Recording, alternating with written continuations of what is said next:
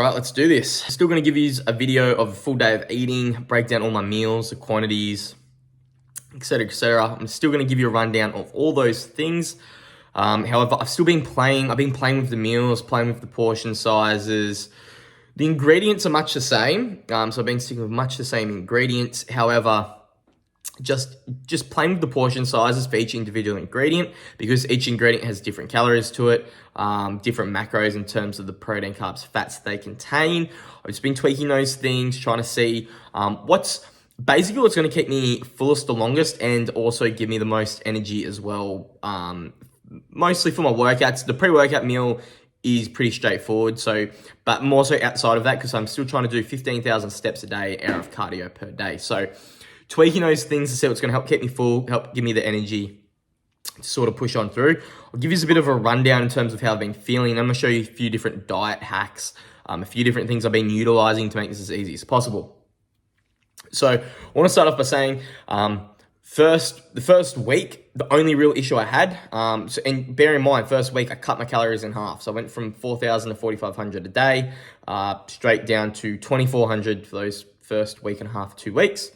So basically cut the calories in half straight at gate. The biggest issue I had, because the other thing was I still had leftover food from how I'd been eating, because this was obviously a spontaneous thing, was just dealing with empty space in my stomach. I just felt hungry all the time. And it was, again, just because I had food left over, I didn't want to just chuck it all out. So I was eating a lot of the same foods, just drastically reduced the portion sizes.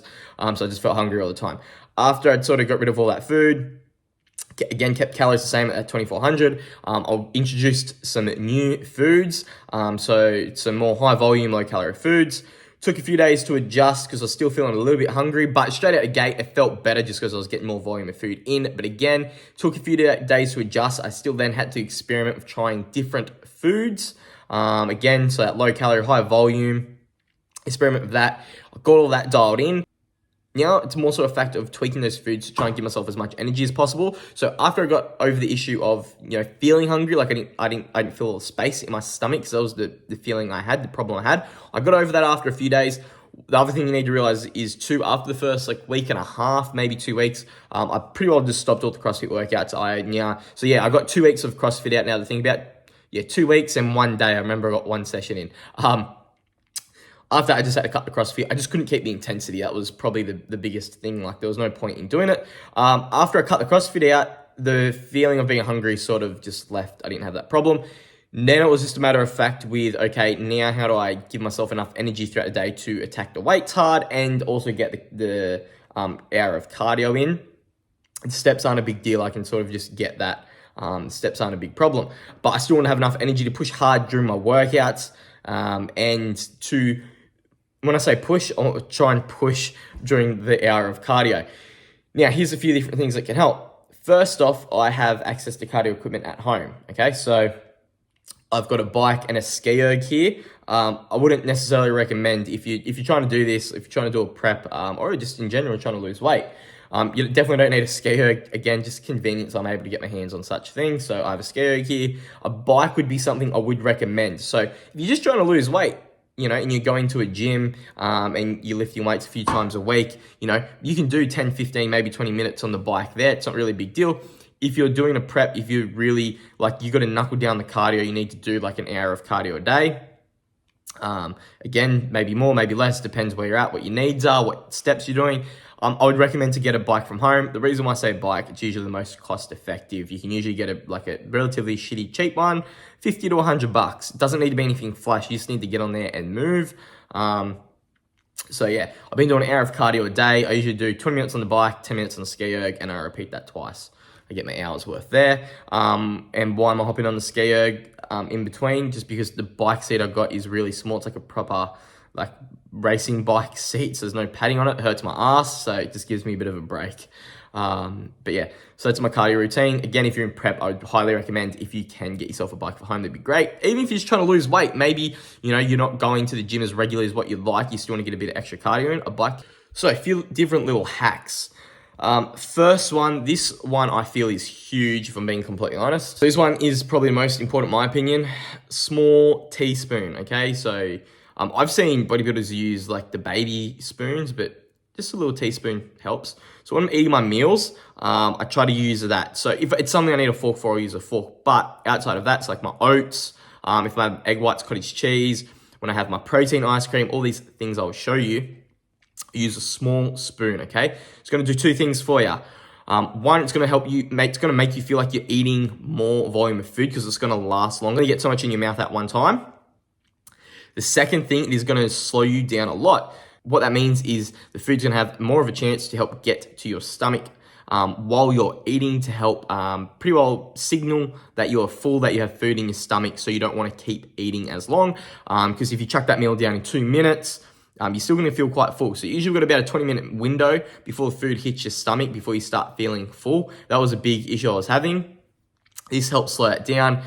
Doesn't necessarily mean it takes me 20 minutes to eat my food, but it does slow me down by a few minutes, okay? And what I do now that I never used to is I'll try and distract myself while I'm eating. So I'll watch a video, I'll talk, I'll drink something. These are all just things to help slow me down, so I give my body more of a chance to help get that food to the stomach, so I can get that signal going to my brain that there's food in there. I don't need to keep eating. That was a big problem for me. Since now having the teaspoon slowing me down makes it feel like I'm eating more food. That helps heaps. The other thing that I also do actually is I use a small bowl. So rather than using a large bowl and you put a little bit of food into a large bowl and you're like, fuck, I don't have a lot of food here. I use a small bowl, put my food in it. It looks like I've got a lot more. Again, subconsciously tricking myself. So that is one thing I definitely recommend. I just recommend that for anyone that's on a diet and you're eating as much as what you used to, that is just a good idea in general, to be completely honest. So another really good one is low calorie, high volume foods. These are just a few foods I want to show. There's a lot of other things, but these I just feel are the most beneficial. Like you can just eat fucking heaps of them and there's like no calories, okay? So first one, egg whites. These are frozen egg whites. I couldn't get the normal egg whites out of the fridge, but anyway, egg whites, like per 100 grams, it's literally like 40 calories, I think. Yeah, if I'm right. It's like 40 calories per 100 grams, may even be less, but fuck, get onto those, okay? So if you're trying to cut weight, like think about it, you have 300 grams for 120 calories. 300 grams. I don't know how to quantify that, like how much weight that is, but that's a lot, okay? And it's like no calories. Put in perspective, 1 scoop of whey protein is generally 120 calories, and that's about 35 gram scoop, okay? So you can have 300 grams for 120 calories. Really smart idea.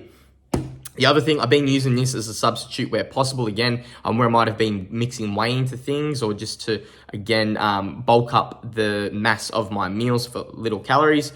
Cottage cheese. Now, this does sound weird if you haven't really had it before, but you can use this for sweet and savory things, okay? So like if I make something that is more of a sweet meal, so for example, let's say I make egg whites with protein powder mixed in, I'll put the cottage cheese on top. Again, so per 100 grams, this only has 87 calories. I chuck that on top. I can get 100 grams worth for only 87 calories, so it's still better than the protein. And it actually mixes with the sweet stuff quite well. Mixes quite well with oats if you have protein powder in oats. And if you chuck a bit of cinnamon on top of that with the sweet stuff, it tastes so good. And the other thing is you can use it with the savory stuff as well. So like for example, you'd have this in a completely separate meal with tuna, okay? So you could have 100 grams, 200 grams this even with tuna, and it works just as well with the savory stuff. So really versatile, really good, and low calorie, okay? Not as low calorie as the egg white, but probably one of your next lowest calorie protein sources, okay? So get onto the cottage cheese. Don't be sleeping on the cottage cheese. If you mix sweet things, savory things, it just mixes with both. It just works so well. The next one is asparagus. I used tinned asparagus. It's just easy. I don't have to cook it. I don't have to prepare it. I might be paying a bit more, I don't know, because it's tinned, but I just don't care. It's 240 grams of asparagus is, what is that? It's like 44 calories again. So 200 grams, 44 calories, just helps bulk up my meal. It's like nothing in this. It has a slight direct effect, not really having it for that reason. It does make your piss stink a bit, so do beware, but who cares? Again, helping fill space. I have this overnight with my dinner. So dinner is literally 150 grams of chicken breast with 500 grams of pumpkin. Pumpkin is your other best friend here. Per 100 grams is like 13 calories. So 500 grams of pumpkin. This whole tin, which is like 240 grams, something give or take. So it's like 44 calories for that whole tin. And half an avocado, which is only 50 grams, and that is 120 calories. So literally my half of avocado, which is like 50 grams, has almost as much calories as my pumpkin, which my 500 grams of pumpkin has roughly 130 calories. That's the tin of tuna, the tin of asparagus has only 44 calories. So I get a huge serving for dinner. Like even my 150 grams of chicken breast has 194 calories. Okay, so knowing these foods you can eat, all right? So, you know, I'm sacrificing a bit of taste here. To be honest with you, as long as I feel full, I could care less what it tastes like. And all I chuck on top, because people try to add these sugar-free, low-calorie spreads, I don't really trust them all that much. For someone who's generally looking to lose weight, I don't think they're a problem. But I am trying to get as lean as I possibly can this next 6 weeks.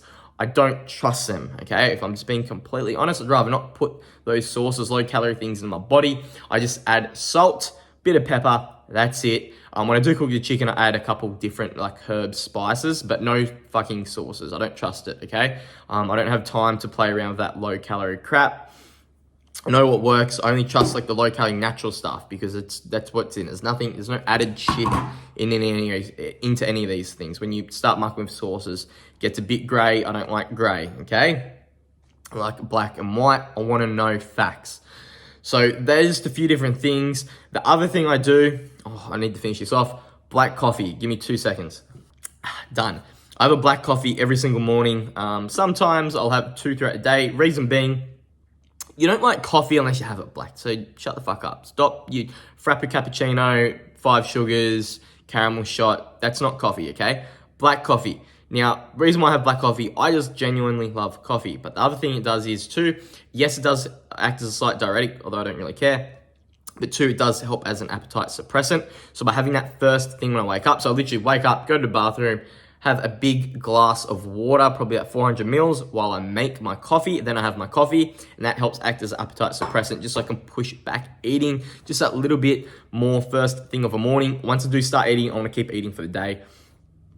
That helps me not to eat as much, and I might chuck another one in during the middle of the day if I need to, so I can help, if I can help curb my appetite if needed. The one other thing which I should have brought with me is tea. I generally have a tea with or after dinner, depending when I want it. Again, tea, it's just water. There's not really anything in the tea. It's just a natural tea, no milk, none of that bullshit. Tea, and that's going to help. 1, it's going to help give me something sweet. 2, it's something warm, it's comfy a little bit, helps relax me a bit. And 2, it just sort of feels like you're just getting more in your body. It's just more liquid at the end of the day. It's going to help fill you up. That's really the only reason I have it. I do like tea in general, but I specifically have it now during all this for those reasons. Just, it's like you're trying to trick yourself. Everything's trying to trick yourself, make things easier, make things feel like you're not as hungry as what you are, you don't have as much energy as what you do, etc., etc. If I'm being completely honest, I have no problem with the lack of energy. I know I'm definitely lacking in energy. I can deal with that. Doesn't really bother me. What bothers me is the feeling of being hungry. I hate feeling hungry. I hate it. Even when I'm not doing this stupid thing, doing this prep, just in general, I hate feeling hungry, okay? I like to feel full. And so everything I'm doing with my meals is trying to keep myself to feel full for as long as possible, because I hate the feeling of not feeling full. I can deal with, not having as much energy. Like my intensity on the bike and scale are pitiful compared to what I know I can do. Generally when I'm doing the CrossFit, I've got those calories in me. So it's quite embarrassing when I do that. With the weights, I can push through because of how I'm having my meals and that pre-workout meal. I've got good energy, or good enough, decent energy for my weight session. So I can actually push hard during the weight session. If I was trying to have that meal and do a CrossFit session, it's still not going to transfer just because the reduced calories that I've got at the moment just isn't enough for that kind of high intensity, but it is enough for weight. So I'm still having productive weight sessions. Again, when I show you my meals, it'll make sense, but you want to do that so you can still have productive weight workouts, okay? So a few different little hacks, a few different things I'd highly recommend. Go back, watch it, take note of those little tricks with those foods to incorporate, even if you're just trying to lose weight in general. Even more important, if you're on a prep, they're going to make a huge difference. I found they've helped heaps. Anyway, I'll talk to you next week. Hopefully give you a bit more of a rundown on my diet. If I don't, it'll be more so based around my training, what I'm doing with my training now. Anyway, talk to you then.